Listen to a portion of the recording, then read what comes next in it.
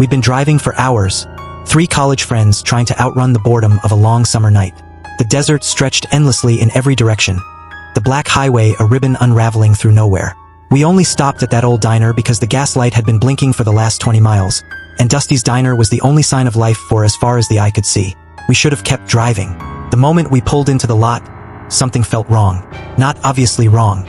The neon sign still buzzed. The windows glowed with soft, yellow light, and there were even a few cars parked outside. But that uneasy silence, like the land itself was holding its breath, settled deep into our bones. And once we stepped through that door, we realized this place wasn't just strange. It wouldn't let us leave. The heat from the car gave way to the chilled hum of the diner's air conditioning. For a moment, it was a relief. The scent of bacon grease, coffee, and something faintly metallic hung in the air. The kind of smell diners collect after decades of bad coffee and cigarette smoke. A bell jingled as the door closed behind us. Late night for travelers, a woman's voice called from behind the counter. She looked like she'd stepped straight out of the 1950s. Hair in perfect curls, a pink uniform dress, bright red lipstick. Her name tag said Marlene. She smiled, but it didn't touch her eyes. "Booth or counter?" she asked. "Booth," said Alex, sliding into the one nearest the window. I followed, and so did Jenna. We were all tired, but there was something about this place that made you want to stay alert. Jenna kept glancing over her shoulder. "Place gives me the creeps," she whispered. I nodded. "Let's just get coffee, maybe a slice of pie, and hit the road." Marlene brought over menus, though we barely opened them. "We're just here for coffee," Alex said, polite but firm. Marlene stared at him for a second too long, then smiled again, this time with a little more teeth. Of course, coffee coming right up. As she walked back behind the counter, I noticed something strange. One of the booths near the far wall was occupied. A man sat alone, back straight, hands folded neatly on the table. He didn't move, didn't eat, didn't even blink. "Hey!" I whispered to the others. "Look over there. That guy hasn't moved since we got here." Jenna glanced over, frowned. "Is he wearing a sheriff's uniform?" He was, badge and everything, but something about it looked off, like a costume that didn't quite fit right. His face was waxy, pale under the yellow diner lights. Marlene returned with 3 chipped mugs and a steaming pot of coffee. "No refills after midnight," she said with a wink. Alex checked his phone. "It's only 11:57. She poured the coffee anyway, still smiling. That's when I noticed my phone had no signal. "Hey, do you guys have service?" I asked, holding mine up. They both shook their heads. Jenna tried hers, then frowned. "Not even Wi-Fi?" Marlene heard that and laughed. "You think Dusty's has Wi-Fi? Sugar, you're in the middle of nowhere." Something about her tone made my skin crawl. Then, the bell above the door jingled again. A man walked in. He was tall, wearing a long brown coat despite the heat. His boots made a wet, slapping sound on the tiled floor, as if he just walked through water. But there hadn't been any rain. Not in weeks. He nodded to Marlene without a word and sat in the booth opposite the sheriff. No one spoke. The 2 men just sat across from each other like they were waiting for something. Alex leaned in. "Let's drink this and bounce. This place is giving me Lynch vibes." We all nodded. But when we tried to stand, Marlene appeared beside the booth like she'd been waiting. "Leaving already?"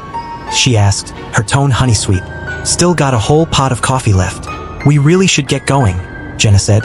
Marlene didn't blink. "Gas tank's empty, remember?" We stared at her. "I never told you that," I said. She smiled wider. "You didn't have to, sugar. Dusty's knows what you need." The lights above us flickered. Alex tried to move around her, but she suddenly wasn't smiling anymore. "You should sit back down," she said. "It's almost midnight." He looked like he was going to argue. Then the sheriff stood. His chair creaked as he rose, slow and deliberate. Then he walked toward us, boots echoing across the tile like thunder in an empty canyon. Alex froze. The sheriff placed a pale hand on Alex's shoulder and gently, too gently, pushed him back into the booth. "No one leaves Dusty's after midnight," he said.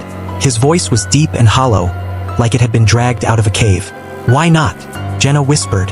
The sheriff turned to her. "Because that's when the road disappears." Marlene nodded. "And if the road's gone, where would you go?" My breath caught. I looked toward the window, where there had once been a highway. There was nothing, just miles and miles of empty desert. No road, no lights, not even stars, just darkness. Real, swallowing darkness. Alex yanked his phone out again. Still no signal. No battery now either. Jenna's was dead too. Mine blinked once, then turned off. I felt the panic rising in my chest. "What do you want from us?" I asked. Marlene poured more coffee. Just want you to wait, sugar. That's all we ever ask. Wait for what? She tilted her head. For the others. We turned to look back at the diner entrance. Another bell chime. A family walked in, mom, dad, little boy clinging to a teddy bear. Their faces looked dazed, confused. We just need gas, the father said to Marlene. She smiled, and I saw the flicker in her eyes. Something ancient, something hungry. Of course, she said, handing them menus. Have a seat. Coffee's hot. They walked past us like we weren't even there. Sat in the booth directly across. The little boy looked at us. His lips moved. He said, "Don't drink it." I looked down at my cup. The surface of the coffee was still. Too still. Like oil. I reached for Alex's hand under the table and squeezed. He squeezed back. Jenna whispered, "We need to get out. Now." The door was only 10 feet away. But 10 feet in Dusty's diner might as well have been 1,000 miles. You ever get that gut feeling that something's wrong? Not just wrong in the moment, but cosmically wrong? Like you've stepped off the path of reality and into a place that shouldn't exist? That's what Dusty's diner was. We went in looking for coffee and gas. What we found was a place outside of time, where people came in but never walked out. And as the seconds ticked past midnight, we realized this diner had rules. Twisted, unknowable rules. And the more we tried to escape, the tighter it gripped us. We had to find a way out, before we became part of the menu. The lights overhead buzzed softly, casting a yellow pallor over everything. Outside, the world had vanished. No road, no stars, just a thick, velvet black emptiness pressing against the windows like a fog. The family who entered minutes ago had already begun sipping their coffee. The father stared blankly into his cup. The mother smiled too wide. The boy, though, he kept looking at us. His lips trembled. "Don't drink it," he mouthed again. I looked back at my untouched mug, the surface still perfectly smooth. Alex whispered, "We go for the kitchen. There's a back exit. Every diner has one." "And what if it's not a normal kitchen?" Jenna murmured. "What if this place changes? It's that or we sit here and rot," I said, already moving. We slid out of the booth slowly. No one reacted. Not Marlene, not the sheriff, not the soaking wet man across the room. We crept toward the counter, then behind it. The chrome swinging door to the kitchen stood ahead, lit dimly from the inside. Pushed it open, and everything changed. The smell hit me first, not food. Rot, decay, blood. The kitchen was vast, far too big for a roadside diner. The walls stretched upward into pitch black. Hanging meats, some shaped like animals, others like people, swayed gently from rusted hooks. A meat grinder in the corner was still running, even though nothing was inside. Jenna gagged. "This isn't a kitchen. This is a slaughterhouse. We have to move fast," Alex said, grabbing her hand. We wove through the hanging bodies, each one whispering. I swear I heard them speak our names. At the far wall, a red exit sign flickered above a steel door. I ran to it and yanked the handle. Locked, of course. I slammed my fist against it. There has to be another way. Then I heard footsteps. Slow, deliberate, heavy. We froze. The sheriff had followed us in. His silhouette filled the doorway, and this time, up close, we could see what he really was. His face cracked down the middle like sun-baked clay. His eyes were hollow, just empty sockets. The badge on his chest read, "Eternal Watch." He raised one arm and pointed behind us. "This isn't your place. You don't belong here," Jenna whispered. "Then let us leave." The sheriff's head tilted. "You don't leave Dusty's. You stay until the next shift." "What shift?" I asked, trembling. "The one where you become part of the staff." The hanging bodies swayed harder now. Some of them moved. One opened its eyes. We screamed. Alex grabbed a rusted fire extinguisher from a nearby shelf and hurled it at the exit door. The lock shattered with a metallic clang. The door creaked open. Cold air rushed in, real air. The desert night. We didn't think. We ran. Out into the sand. Away from the diner. We didn't stop until the neon lights faded behind us. And then we were alone. We wandered for what felt like hours. There was no sign of the highway. The landscape around us kept shifting. Once a cactus, now a twisted metal pole. Sand that turned to gravel, then to bone-white dust. The stars never returned. Finally, we saw lights ahead. A flickering red and white glow. Another building. Another diner. Alex slowed. "Is that?" "No," Jenna said, backing away. "That can't be the same one." We ran. We were going in one direction the whole time.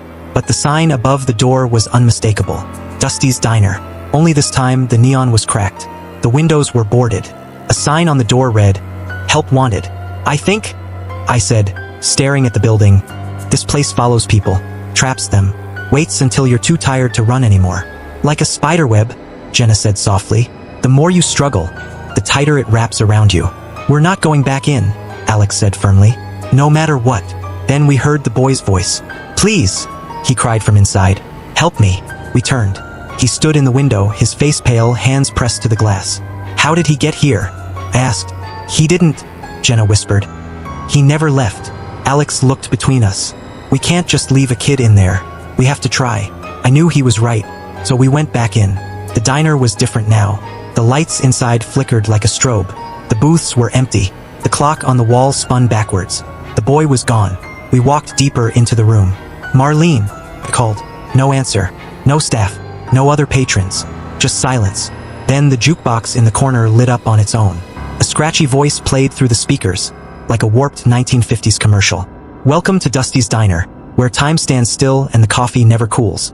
Try our soul specials, open every midnight, and remember, nobody really leaves Dusty's. The lights snapped off. Everything went dark. Jenna screamed.